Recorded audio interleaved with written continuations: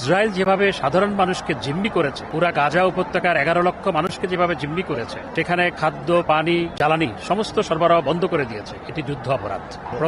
সম্মানিত দর্শক মণ্ডলী, আজকে আপনারা জানতে পারবেন এই ভিডিওর মাধ্যমে বাংলাদেশে ফিলিস্তিনের পক্ষ নিয়ে কি বলেছেন এবং সেই গাজা উপত্যকা যে হামলা চালাচ্ছে ইসরায়েলরা, যে ইসরায়েলি বর্বরতা এবং ফিলিস্তিনি সেই যুদ্ধকে কেন্দ্র করে মাননীয় প্রধানমন্ত্রী কি বলেছেন এবং বাংলাদেশের অন্যান্য এমপি মন্ত্রীরা কি বলছেন, সে বিষয় নিয়ে আপনাদের কাছে অত্যন্ত গুরুত্বপূর্ণ কিছু আপডেট দেখাবো।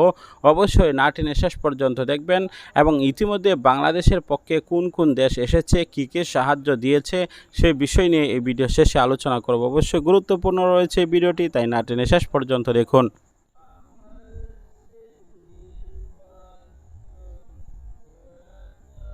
প্রাণহানির সংখ্যা হাজার ছাড়িয়ে গেছে, আহত হয়েছেন আরো হাজার হাজার।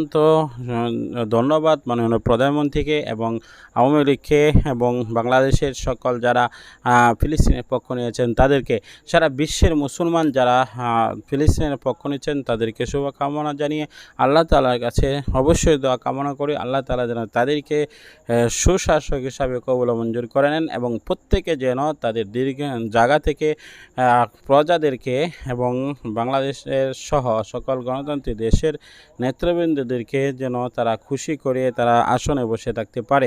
ইতিমধ্যে ইসরায়েল এবং ফিলিস্তিনের যে ভয়ঙ্কর অবস্থা, সেই অবস্থার মধ্যে যারা এখনও ফিলিস্তিনিদের পাশে না দিয়ে ইসরায়েলের পাশে দাঁড়িয়েছে, অবশ্যই তারা বোঝা যাচ্ছে যে তারা সন্ত্রাসবাদী এবং উগ্রবাদকে এবং দখলদারদেরকে তারা সমর্থন করে তাদেরকে অবশ্যই বোঝা যাবে যে তারা হলো বাংলাদেশ সহ যারা পৃথিবীর গণতন্ত্র দেশ রয়েছে সেই গণতন্ত্র দেশের শান্তি তারা চায় না।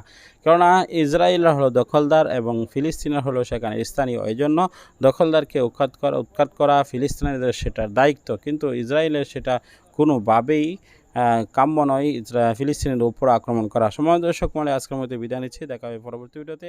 আসসালামু আলাইকুম।